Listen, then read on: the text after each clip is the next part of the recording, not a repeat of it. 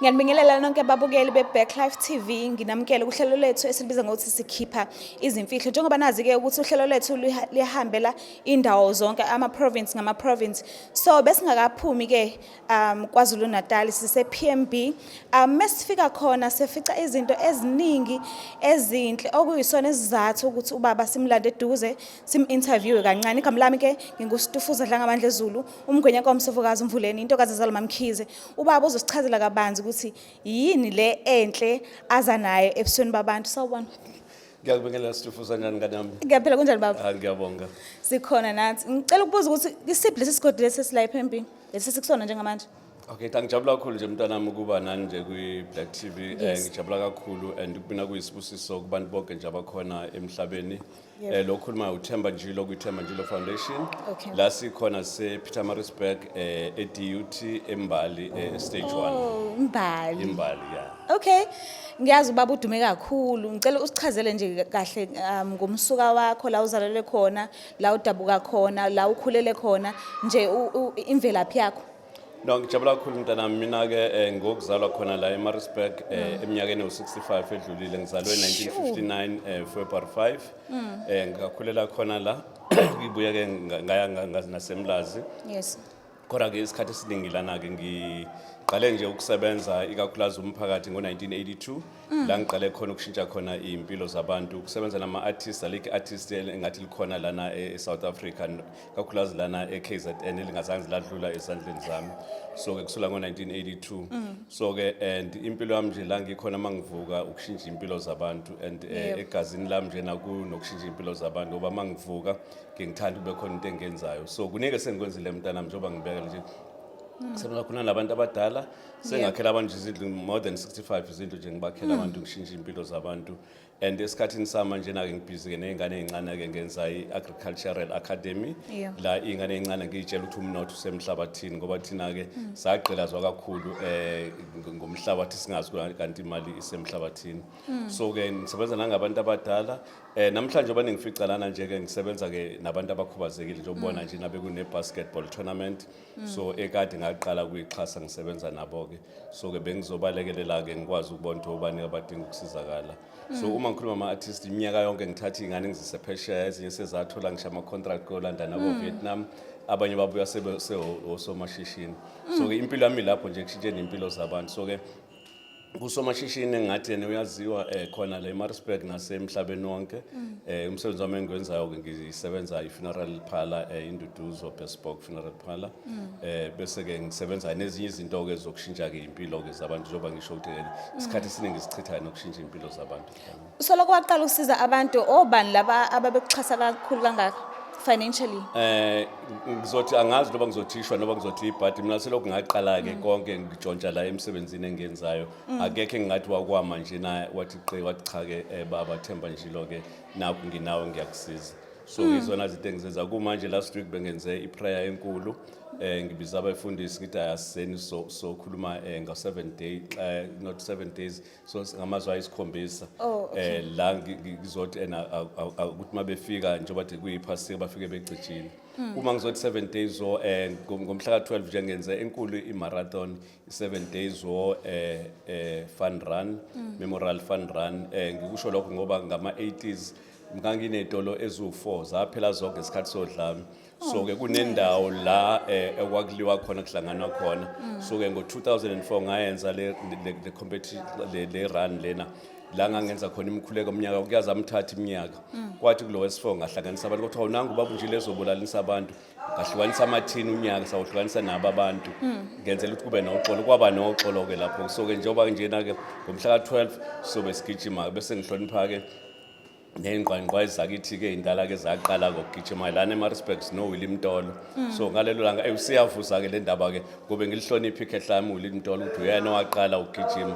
So njengoba senza lelo cruise le fun runs le iyobe nayo izohlonipha yena. So kuningi ngiqonisho njalo ukuthi abantu bakithi kuningi abalaleli nabangibonayo bophamisana bafazi bathi hayi cha siyalazi leli khehla into eliyenzayo.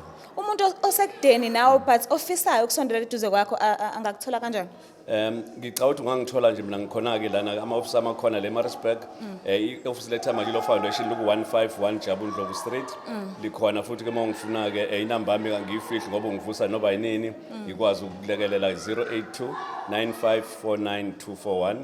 Uma siya-ke kwi-email yami-ke it's thembanjilof@gmail.com. Siyazi baba ukuthi unawo umndeni. So njengoba ulapha abantu kanjena ubasiza, ubaphakamisa ekhungweni eziningi. Wenza kanjani ukuthi njengoba uchaza njengamanje ukuthi inemba yakho awuyifihli umuntu angakuvusa nomulele. Wenza kanjani ukuthi okay lesi sikhathi somndeni-ke lesi-ke isikhathi sokuthi ngisiza abantu ukuhlukanisa kanjani? Kuyazenzekela nje mntanami iqiniso lihle nanokuthi-ke uma uthole umndeni o-right okuzwayo onawe emzweni uhambe nawe njengomama wakho njena akangihluphi futhi angikhumbuli khona ngangibuza ukuthi uthanda bani mina nomsebenzi ngoba uyazi ukuthi ngiyamthanda and umsebenzi kuwukhonzile. So-ke into enjalo ukuthi maniphila nibambisene nomndeni izinto ziyakwazi ukuya phambili kodwa nje ngeke ngiqamba amanga ukushintsha iy'mpilo zabantu ngiyakuthanda and into engayenza ukukhombisa lokho umakhelwane wami njengamakhela umuzi omkhulu big 6 room one-toilet ne-bathroom ngihlala emakhaya mina nginazo iy'ndawo emadolobheni kodwa ngathi sayita ukohlala emakhaya nabantu. Yini le chaza emakhaya? Emakhaya njengoba ngithi ngiyatshala ngifundisa ney'ngane ukutshala so ngiyathanda ukuthi uyakwazi ukwenza noba enothanda ukuyenza njengoba ngifuyile and nabantu ngiyakwazi ukubasiza ngokukhulu ukukhululeka ngoba abantu abaxakile ila ubabona kahle khona emakhaya. La edolobheni noba ngamuntu uxakile uyazama ukuzifihla hhayi ngoba ezifihla kodwa ikhona into ayenza ubothi uyazama ukuziphilisa. Enye iprogram engiyenzayo ukulwa-ke nabantwana laba abahlala emgaqweni abadla ama-drugs. So kumanje kunabe sengibakhiphile khona nje nathi sibehlala 10 years. Umntwana unama-degrees unayo yonke into so ngiyakwazi ukubasiza ngihlala nabo omunye nginaye ekhaya abanye ngibafaka nasemabhizinisini noba kunzima ukusebenza nabo kodwa-ke ngiyazama ukuthi umuntu alekelele kube khona izinto azenza ukushintsha impilo zabantu.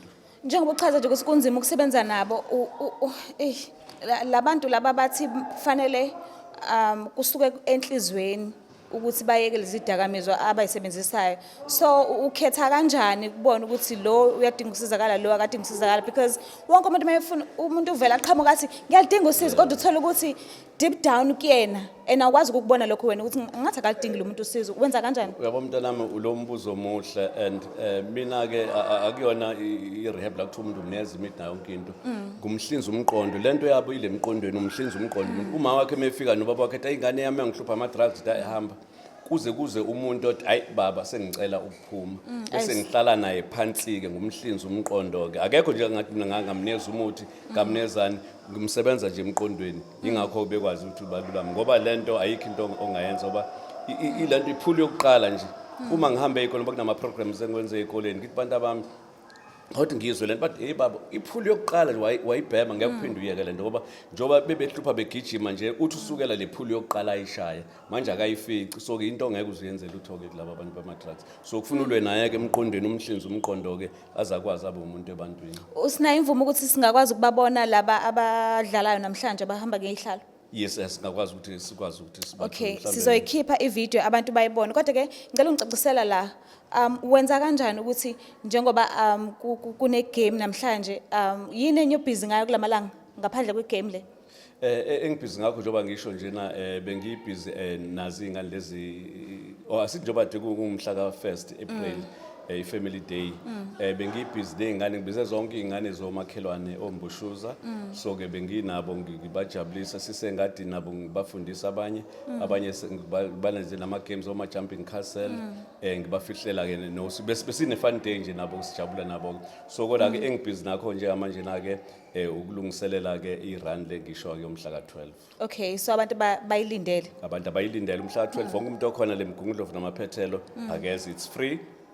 Awujoyini ngamali 21 kilometers uzoba 10 kilometers bese kuzoba 5 kilometers. Ama-province ayonke uyawahambela noma ugcina la eNatal kuphela? Hayi ngiyawahambela mntanami and njengoba ngisho nje uma ubuza nje uThemba Njilo akekho ngathi akamanje njengoba ngikhuluma ngale zinto engizakhile le Maritzburg phela bengizakha nje ngiphumela ngithi and abantu abadala indlela engibathanda sengiyabathatha ngabayise Robben Island i-weekend yonke ahamba nabo ngolesine lwesihlanu ngenzele babone ukuthi enikuphi la kuphunywa khona so iziningi izinto ezikhona-ke.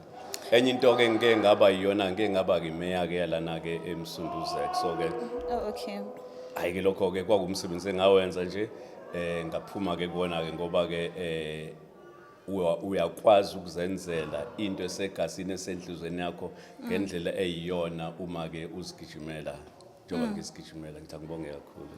Sawubonga kakhulu umsebenzi wakho muhle baba, base ngifisa ukwazi ukuthi ebantwaneni bakho ke manje ukhona yini oyofisa ukuthi aqhubeke nawo mhla kwenzeka uthatha umhlala phansi?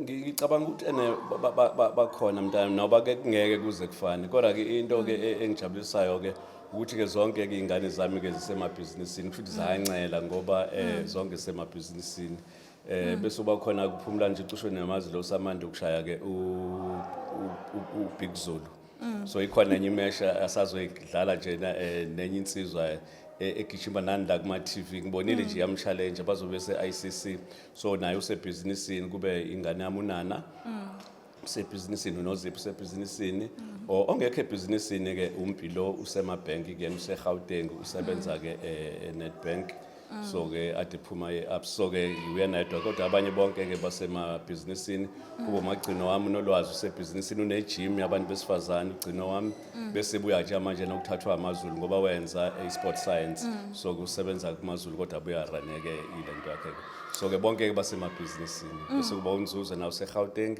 usemabhizinisini emayini ngithandwa Ngiyazi mekwenzeka akushaya isikhathi sokuthi sibe nabantwana singabantu asifani kwenzeka ukuthi abanye baphiwe abantwana abakhubazekile kodwa basabe ukubaveza basabe ukubatholela indawo mhlambe engase zilingane ngokomqondo wabo ungathini kulabo bazali? Ngihlale ngishumela la nto ngoba kunezikole sengazi adopter ilana like Khanyeni bese kuzoba esinye seswidota isabantwana abakhubazekile and thina abantu abamnyama ngisacela sike then ukuthi izingane ikakhulukazi thina emakhaya ngeke ngisho kwena emalokishini kodwa yonke thina abantu abamnyama siyazifihla izingane zakithi uthothi ivalelwe ngemuva ngalena kodwa ngomzwana sekufuna uyoholwa ubone isisulu sihambe yoholelwa ake sizidedeleni izingane ziye ezikole njengoba sibona nje lezi izingane lezi sinama games esiwenzayo ziphila impilo yokungacwaseki thina izingane zethu siyazivalela kanti ingane kufuna ngabe uyayidedela ikwazi ukukhuleka ibe nawo umuntu ebantwini ngoba ngempela ayikho into angeke akwazi ukuyenza ngisho abe kuthiwa ucimezile ashe kuthiwa njani kodwa ikhona akwazi ukuyenza ezomthatha imbeka abe umuntu ebantwini akwazi nokushintsha impilo yakho la ekhaya. Ngiyazi ukuthi lelo hlelo linama numbers ngichomi but linama numbers okwenza ukuthi lingabona nanoma umuphi umuntu esingazi ukuthi ubani owazana nobani so ngiyazi ukuthi ku wrong ukuthi ngikubuze ukuthi ufisa ukuthi uhlonishwe ngani ngolona usuku kodwa ngiyacela nje uphumelo balo ukuthi yini ofisa ukuhlonishwa ngayo since usewenza umsebenzi emingaka usaphila? Mina ke bengingajabula abantu abakhona la emhlabeni umuntu mina mefuna ungihlonipha ngihlonipha ukuthi enze isiqiniseko sokuthi umuntu oseduze kwakho enze isiqiniseko sokuthi uyayishintsha impilo ungadli ukudla uzoyokuchitha ubone ufika amakhelwane kulanjiwe ingane yakho ingayihambi inyathela icathi njengoba kuyisebusika nje kodwa kaye ingane yakamakhelwane ihamba ngonyawo uma wenze kanjalo uyobe ngihloniphile ngoba leyo nto yokusiza ngilanga ngoba uyowakhela uNkulunkulu isikweleti uma usiza omunye umuntu wakhela uNkulunkulu esinye isikweleti ngeke ngithi mina ngicela ukuthi nokuthi uNkulunkulu oyongipha lokho angenzele ukuhlonishwa kona ke sekukuningi khona kusukela ngo 2001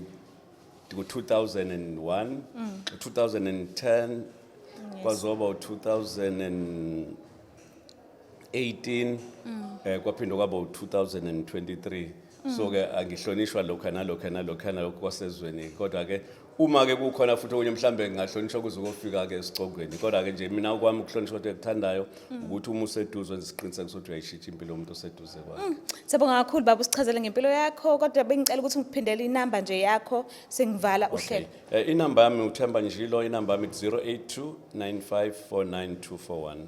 Sibonga kakhulu baba. Ngiyabonga ngathi ngaqhubeka nanohlelo lweni lolu nikwazi ukufinyelela kubantu abantu bathixo basizakale.